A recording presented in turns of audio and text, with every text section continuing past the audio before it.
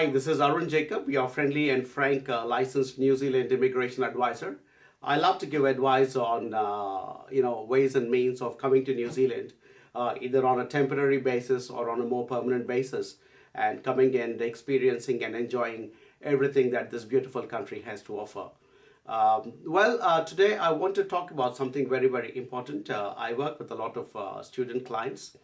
These are clients who want to come to New Zealand and study here and eventually, hopefully, pick up a post-study work visa and also move from there and find a job and hopefully get their resident visa and stay on to become a skilled migrant of this country.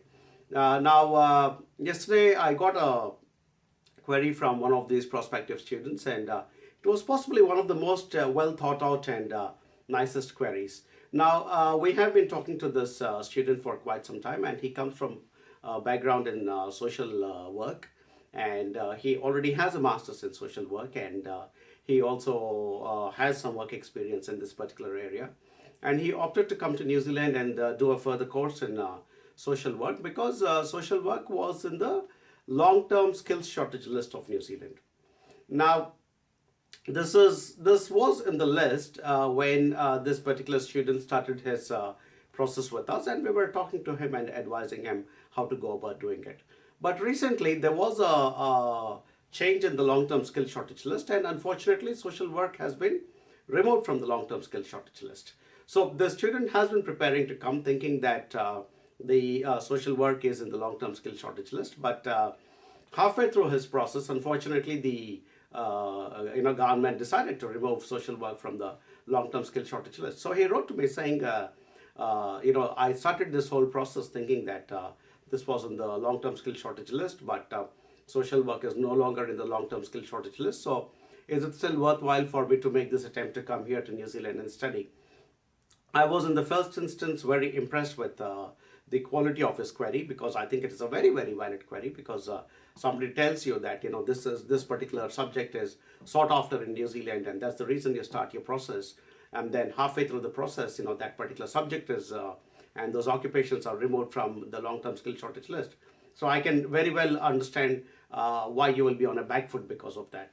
It was a difficult question to answer because, on one hand, the student is quite keen to come to New Zealand, and on the other hand, he's wondering what will happen because they've removed this particular subject and occupation out of the long-term skill shortage list. So I thought about it for a while, and then I said I'm going to respond back to him, not only by writing an email, but also making a video, because I'm sure this is a question that a lot of people like yourself will have. And you might also be in a situation where you start the process and suddenly you see that your subject or occupation is no longer in the long-term skill shortage list. So I think it was a very valid query. Now, my advice in a situation like that is, I think it depends on how confident you are about your own self in terms of coming here to New Zealand, studying, completing that course, and then being able to find a job in that particular subject area, because your job needs to be related to the course that you complete to eventually get a resident visa. So my only suggestion in a situation like that is, you need to sit and analyze to yourself how confident you are about your core skill in that particular subject area.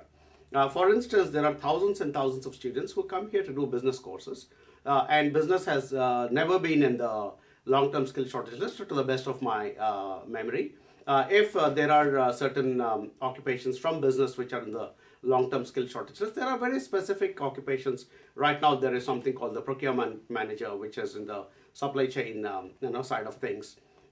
And yet there are hundreds and thousands of young students who come from different countries to come and study a postgraduate diploma or a master's in business, or a graduate diploma in business, or one of these courses which leads towards a business qualification.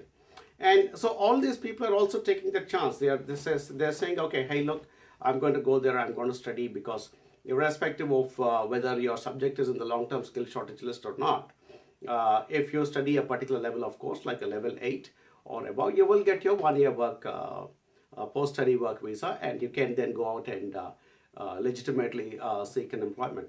So there are thousands and thousands of people, students who are coming for courses in business, which are not in the long-term skill shortage list. And they are, having a go at it. They are studying, they are coming out, they're finding their, getting their post-study work visa, and then finding that going out flat out, they keep applying and applying and applying, and they push themselves hard, and they charge themselves up till they find the job, and then they are able to, make an application for a resident visa. So whether having a subject and an occupation in the long-term skill shortage list is a definite advantage, because uh, it kind of tells you that there is a shortage of this particular skills. But like I said, there are also areas like business which are not in the skill shortage list, and yet thousands and thousands of students are coming and having a go at them, and I think a reasonable number of them are also being successful. And I attribute that clearly to their own confidence in their ability, and their letting go of the technicalities of whether it is in the skill shortage list or not in the skill shortage list. They're just telling themselves, hey, look, I think I have it in me to go and make it in New Zealand. I think I have the skills and the attributes to go and finish this course and find a job and then stake a claim for my resident visa. And that is what is happening. Because going overseas is, besides all the technicalities of the course and the visa and all that, is also a step of courage. I remember the time when I came here to New Zealand in 2001. It was a step of courage for me as well. I was already in a well-settled job. I was married. I had a home. I had the car. I had everything that a person could technically ask for. And yet I took that leap of faith. I took that courageous decision to come here. And I can tell you that I struggled in the first 5-6 months as well. It wasn't like a red carpet was thrown out to me and I came and found a job immediately. It was a bit of a challenge for me as well. So the point I'm trying to come back and tell you is that going abroad is also a matter of courage. It is a matter of conviction. It is a matter of telling yourself, yes, I have it in me to be able to go and succeed and overcome these challenges. And so that is why my advice would be, you need to sit back and do some research, and you need to look at websites in New Zealand which are employment related, and have a look to see if there are jobs in that particular area to begin with.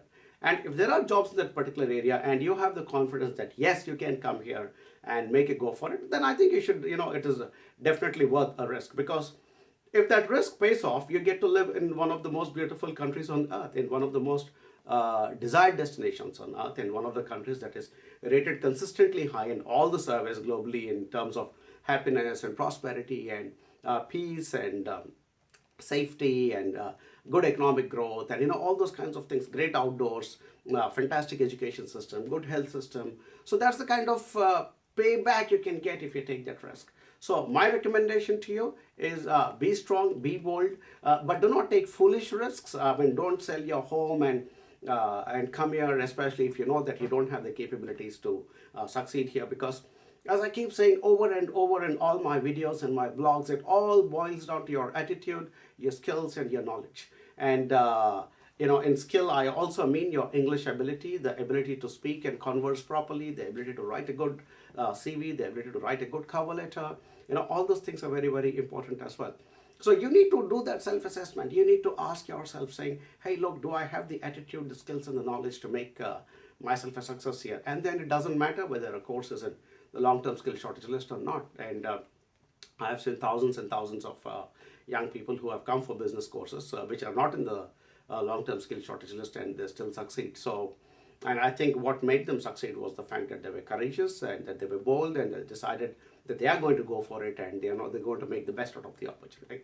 So, and even if you do not succeed, you still have 1 year after you complete your course, because you will get the post-study work visa to gain that valuable New Zealand experience and possibly earn some money and recoup some of your investment. And if you don't get your job and you cannot stay back in New Zealand, it is still not a lost cause, because you've spent 2 years of your life in one of the most beautiful countries on earth. You have now acquired an international experience, and you possibly made some connections here which might go on to help you in future as you embark in your career. At the least, you have made some great friends, and at the very, very least, you will always live with the happy thought that you spent 2 years of your life in one of the most beautiful countries on earth. So it is not a lost cause. Do not always calculate in terms of will I get a job or will I not get a job. take it one step at a time. Yes, do speak to good counselors like us. And by that I mean my company, AJV Migration, and we will also guide you and counsel you and tell you which are possibly the best probability of getting your jobs and your future resident visas and things like that.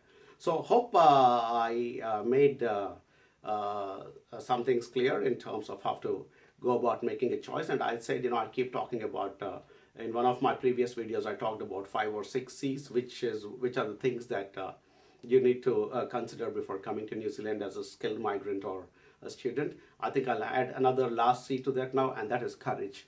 So be courageous, be bold, do not take foolish risks. But if you think you strongly have the attitude, the skills, and the knowledge to succeed in New Zealand, do come, because we also need good young skilled workers like yourself, and we would love to have you come and become part of this economy, become part of this country, become part of this culture, and become part of this ethos. So all the very best, and my team and I look forward to helping you to come to this beautiful country. And if you have any more queries, please feel free to email or post your comments below this video, and I'll be very, very happy to answer your questions. Thank you very much for your time.